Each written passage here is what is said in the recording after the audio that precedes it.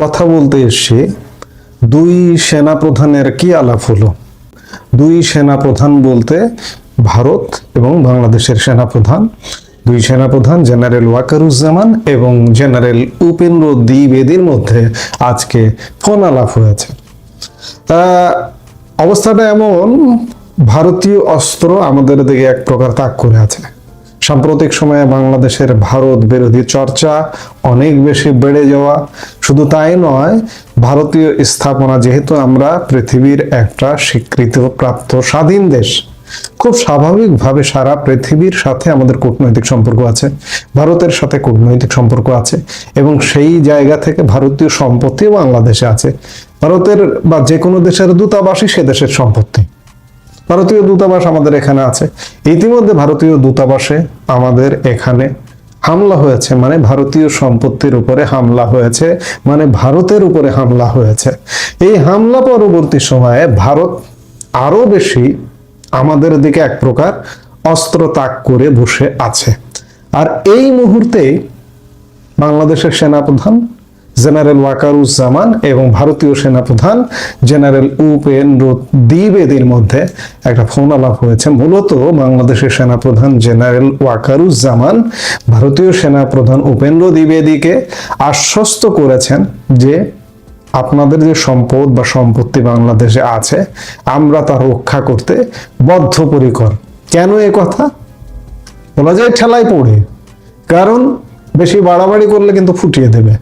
বিষয়টা এখন এমন অবস্থা দাঁড়িয়েছে, ভারত আমাদের এখানে একটা গোলাও খরচ করবে না। ভারত যেগুলো করবে, কূটনৈতিক নানা রকম পদক্ষেপ নেবে, বাণিজ্যিক পদক্ষেপ নেবে, সম্পর্কের পদক্ষেপ নেবে। কিন্তু আপনি যদি দূতাবাসে ঢুকে যান, দূতাবাসের কর্মীদের উপরে, কূটনীতিকদের উপরে অত্যাচার করেন, তাহলে তো খেলাটা একদম জমে যাবে। সেই জমানো খেলার জন্য ভারত কিন্তু ইতিমধ্যেই রেডি আছে।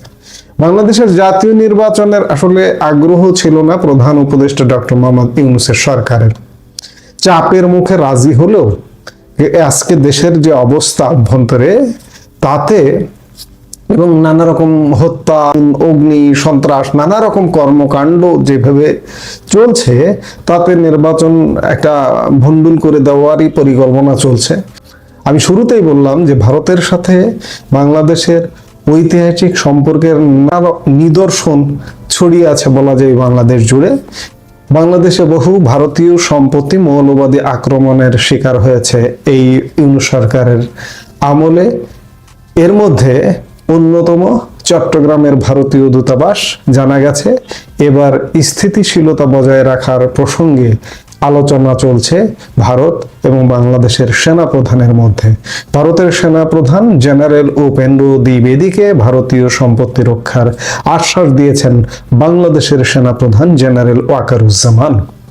সর্বভারতীয় সংবাদ মাধ্যম CNN নিউজ 18 খবরে খানিক আগে, কয়েক ঘন্টা আগে একটা খবরে বলা হয়েছে, প্রতিবেশী দেশে সাম্প্রতিক উত্তেজনার মধ্যেই স্থিতিশীলতা নিশ্চিত করতে ভারত ও বাংলাদেশের সেনাপ্রধানরা সরাসরি আলোচনা করছেন। বাংলাদেশের সেনাপ্রধান জেনারেল ওয়াকারুজ্জামান ভারতীয় সেনাপ্রধানকে আশ্বস্ত করেছেন সম্পদের নিরাপত্তার বিষয়ে। জানা গেছে ওয়াকার আশ্বস্ত করেছেন বাংলাদেশে থাকা সমস্ত ভারতীয় সম্পদ নিরাপদ থাকবে। দেশের অভ্যন্তরে উত্তেজনা বাড়লেও নিরাপত্তা বজায় রাখার প্রশ্নে ঢাকার প্রতিশ্রুতির কথা তুলে ধরেছেন তিনি। ভারতীয় সংবাদ মাধ্যম আরো বলছে, ভারত বিরোধী নেতা শরীফ ওসমান হাদির মৃত্যুর পরে দেশব্যাপী অস্থিরতা তৈরি হয়েছে। প্রথম আলো এবং দ্য ডেইলি স্টারের অফিসে আগুন লাগিয়ে দেয় বিক্ষোভকারীরা।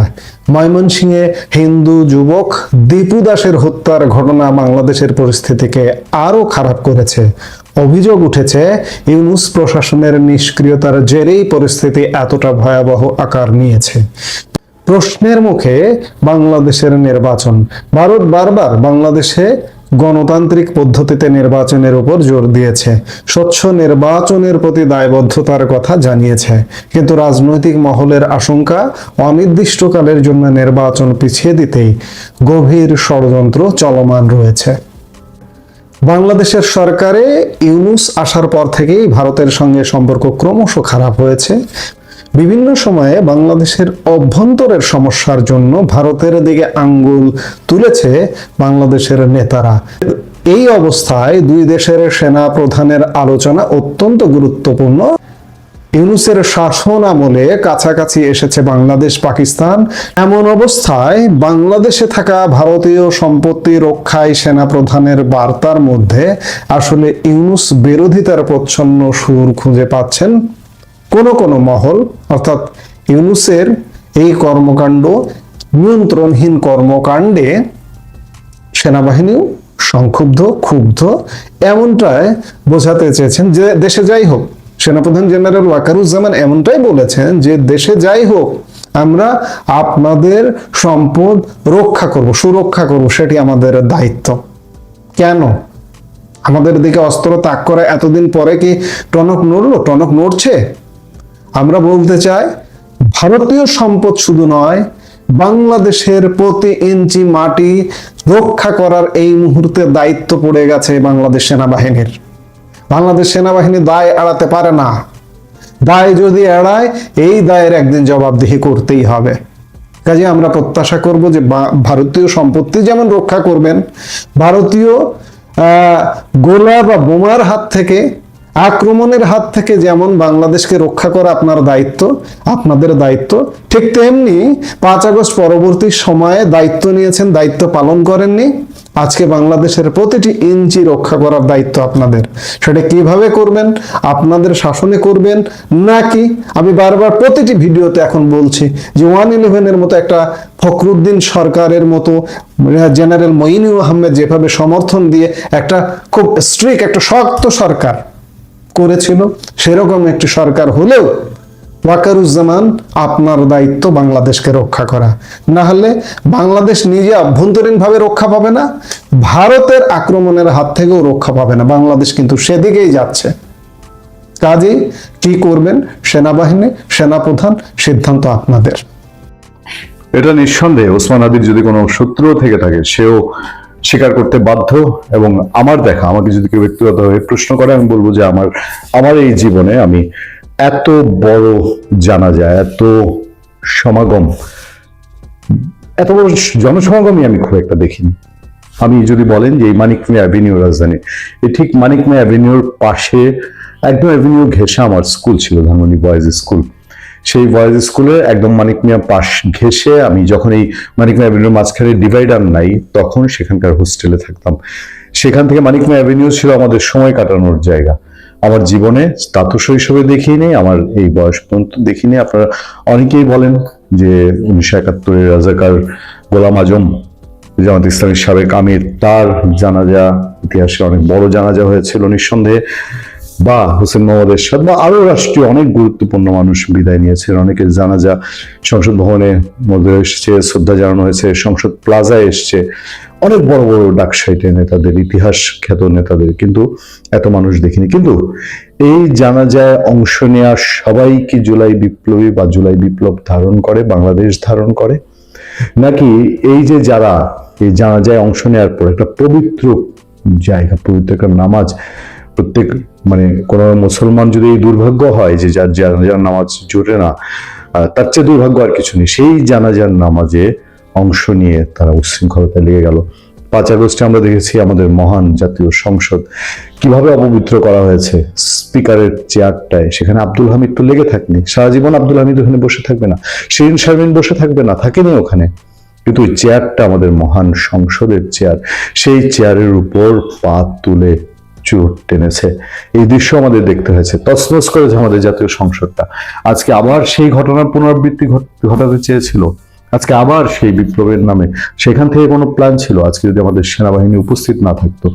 সেই সেনাবাহিনী, পুলিশ তো আমরা দেখছি যে ভিড় ঠেলে পুলিশের পাশ দিয়ে, দাঙ্গা পুলিশ ব্যাটালিয়ন যারা ছিল তাদের পাশ দিয়ে গিয়ে এত মানুষ পুলিশ ঠেকাবে কিভাবে? শুধু পাহাড় হয়ে যদি সেনাবাহিনীর সদস্যরা উপস্থিত না থাকতো, তাহলে আজকে আরেকটা 5 আগস্ট দেখতে হতো না, আজকে আরেকটা কি লঙ্কা কাণ্ড ঘটাতো দেশের জন্য। কি ভয়াবহ পরিস্থিতি এরা তৈরি করতে চেয়েছিল। তাদেরকে কি আইনের আওতায় আনা হবে? খবরটা যারা এখনো পুরোপুরি জানেননি তাদেরকে বলছি, ওসমান হাদির জানাজার শেষে সেখানে উপস্থিত একদল লোক, একদল বললে মনে হবে কম সংখ্যক, 2, 4, 50 জন, তা না, ভিডিওতে তো আপনারা দেখছেন তাদের সংখ্যা কিরকম। সংসদ ভবনে প্রবেশের চেষ্টা করে, তবে সেখানে অবস্থানরত সেনা সদস্যরা তাদের বাধা দেন এবং সংসদের ভেতরে প্রবেশের গেটগুলোর সামনে অবস্থান নেন। বেলা 2:30টার দিকে এই ঘটনা ঘটে। এ সময় মাইকে সবাইকে সরে যাওয়ার আহ্বান জানাতে থাকে সেনা সদস্যরা। তবে সংসদে প্রবেশের চেষ্টাকারীরা বেশ কিছু সময় ধরে সেনা সদস্যদের কর্ডনের সামনেই দাঁড়িয়েছিলেন। সেখান থেকে ধীরে ধীরে লোকজন সরে শাহবাগের দিকে যাচ্ছিল। শাহবাগ থেকে তারপরে তারা একটা আলটিমেটাম দিয়েছে। বাংলাদেশের মানুষের সৌভাগ্য, কপাল ভালো যে আজকে কোনো বিশ্রী অবস্থার মুখোমুখি দেশকে হতে হয়নি। যেসব কথা শোনা গিয়েছিল তারা যে লঙ্কা কাণ্ড করবে, এক ওসমান হাদির মৃত্যুর লাশের উপর দিয়ে তারা কি করতে চেয়েছিল এই দেশটাকে, তারা কতটা ওসমান হাদিকে ধারণ করে। যারা ওসমান হাদির জন্য সত্যিকার অর্থে এই যে আবেগ আপ্লুত লক্ষ মানুষ ওখানে গিয়েছে, তারা কি সবাই এগুলোতে জড়িয়েছে? তারা কি সবাই চায় এই ঘটনাগুলো হোক? কখনোই না। ফলে মানুষের মধ্যে এদেরকে নিয়ে যে এই আতঙ্কের দানা বেঁধেছে, তারা কি এত সহজে এখানে থেমে যাবে, না একটার পর একটা উসিলা খুঁজতে থাকবে তাদের যে মিশন, যে টার্গেট নিয়েছে তারা সেই টার্গেট ফিল আপ করার জন্য? আমরা নিশ্চয়ই এটার ভেতর ভেতর যদি কোনো উস্কানি থাকে, সরকারের দিকে অনেকের অভিযোগের তীর আছে, কোনো যদি সাপোর্ট থাকে, শিথিলতা থাকে, সেইটা মোকাবেলার জন্য আমাদের সরকার যথেষ্ট ব্যবস্থা নেবে সেই প্রত্যাশা নিয়ে শেষ করছি। ভালো থাকবেন, সুস্থ থাকবেন।